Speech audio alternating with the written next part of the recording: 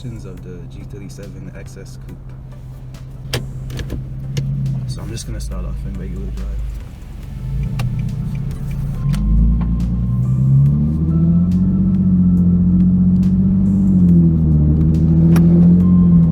So this is gonna drive quite a bit differently from the stock one because it has a bunch of mods, 4 bolt-ons pretty much. Starting off, you have a really nice driving position, like I have a really good view of the road.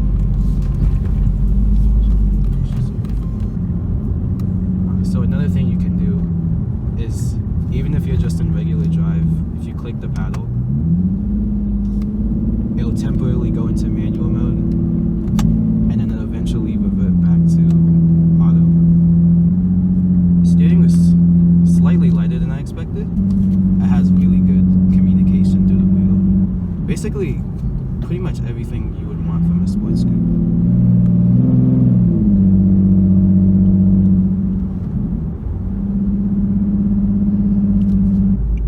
After the stop sign, I'm gonna put it in DS mode, and then I'm gonna put it in manual.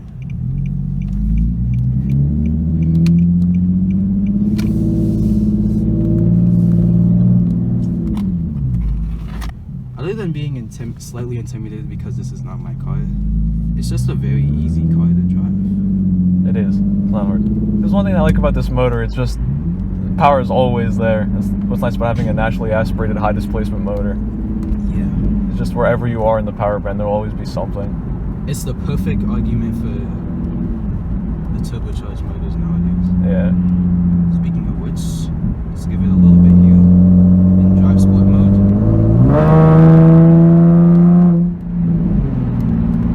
And that was not even like... That was like quarter pedal probably. Yeah, that was like quarter pedal. And I was doing the speed limit in Mexico. DS mode seems to be really well programmed in this car. Yeah, it's adaptive, so the more you drive on it, the more it learns the way you drive. So now it basically knows, like, if I'm at 50 and I start hitting the brakes, it'll throw me in the second gear. Like, it's a high downshift, but it'll do because it knows I want to accelerate. It learns really well. Especially at the time, this is just a really good transmission. Alright, here we go.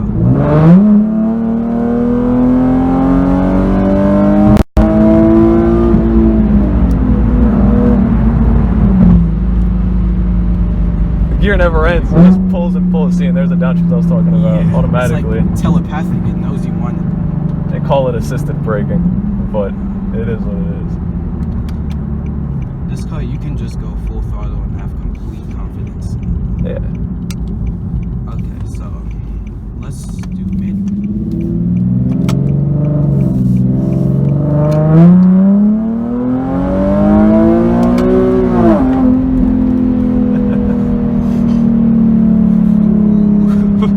Downshift.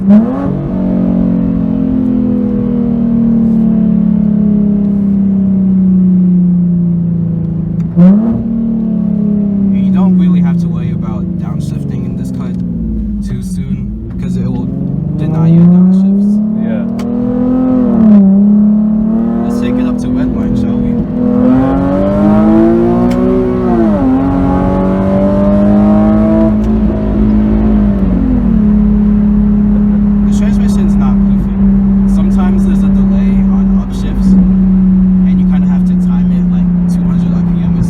Predict it a little bit. That just comes with knowing the car though. Yeah.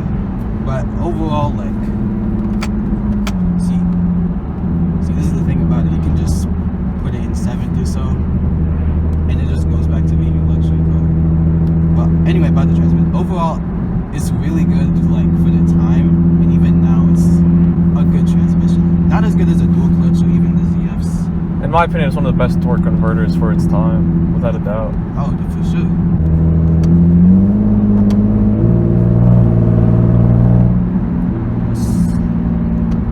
Send it one more time.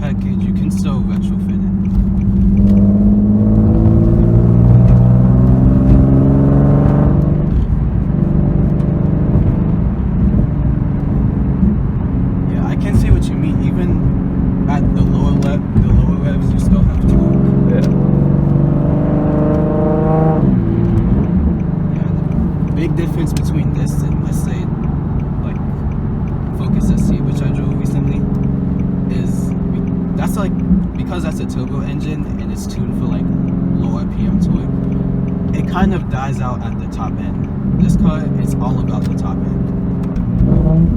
Alright. One more.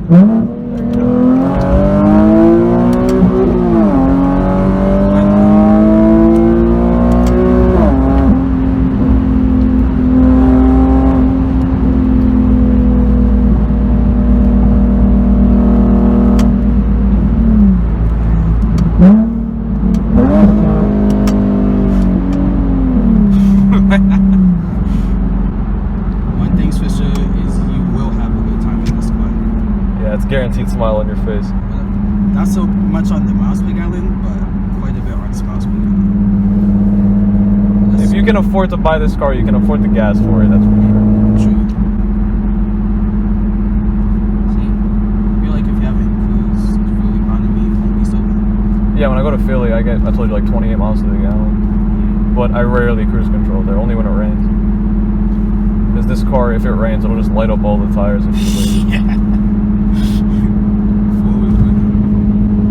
And when you're not beating the crap out of this car, it's pretty quiet. Not a lot of road and wind noise.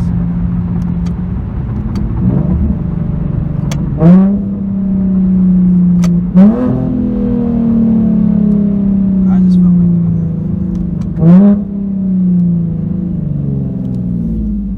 See, with this car, you just forget how to act. That is a fact. You just go crazy. Everybody always mocks me for the way I drive, but I always told them the same thing. If you had this car, you'd be driving the same way. Yeah.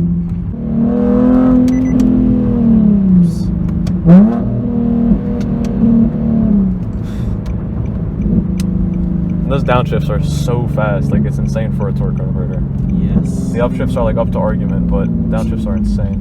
It's almost dual clutch like.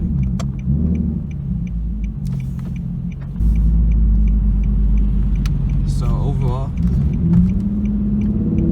not only does it handle well, obviously acceleration is quite impressive. Granted, this car has modified as is, but even stock it's like 5.6 seconds to 0 to 60 or so. I think it's a 5.4, and I clocked this one at a 4.7 when I did my pull after I did everything.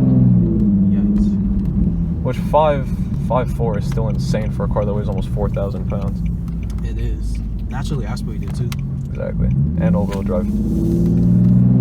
With a car that has less power, it's better to have rear-wheel drive because most likely won't spin the tires. Stock at least.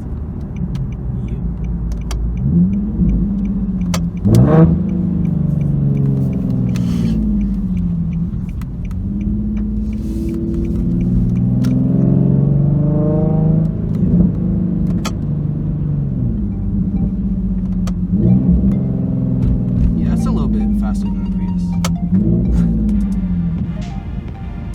You don't really notice it. I have a confession to make. I absolutely love the G37, adore it in fact. And the big reason why is actually my friend who owns this car. I almost knew going in that driving this car would be amazing. After driving this one though, I was simply blown away. So let's go through all of the elements of driving this car and my impressions on them. The hydraulic steering in this car is really good. Like I said earlier, it's light, but it's only light at low speeds when you want it to for quick parking maneuvers. But at higher speeds, it firms up really nicely. It's just right. The power is great also. Yeah, okay, this is a modified car and it makes quite a bit more power than the stock one. But stock, this car is making 330 horsepower and it gets to 60 in well below 6 seconds, which is more than quick enough. And I think showing a modified car proves what kind of potential this engine has for a power gain. With quite a few bolt-ons, this one that you're seeing here is making over 400 horsepower. So if you're interested in modding a G37, know that you can make a lot more power than it does stock. Just driving this car overall, you get a sense of solidity, and the chassis and everything feels really good. Feels really solid, sporty, yet it doesn't beat you up. It rides pretty well for being on 19-inch wheels as well. I was actually quite impressed with the automatic transmission as well. Yes, there's the occasional hiccup where the transmission gets confused, and sometimes there's a delay in input in manual mode as well. But for the most part, the transmission knows what it's doing, and manual mode is way more responsive than I thought. especially when it comes to downshifts. You won't regret buying the automatic G37. The all-wheel drive system and VLSD makes the car feel very grippy and gives you a lot of confidence when you're accelerating hard. We actually unplugged the all-wheel drive fuse in this car and drove the car in rear-wheel drive mode, and I was simply surprised just how much more wheel spin the car had and how it struggled to get up hills more than it did with the all-wheel drive activated. Though a lot grippier, the all-wheel drive never seems to feel like a hindrance. It never seems to get in the way of the joy of driving the car. Overall, I'm super impressed by the car. My final verdict, it's a fantastic car. It's a great car with great chassis, great steering, great engine, great transmission, great seats, great handling, great brakes, very little to complain about. Fantastic overall. And after driving this, I most certainly want one. But I'll take it in a sedan, please.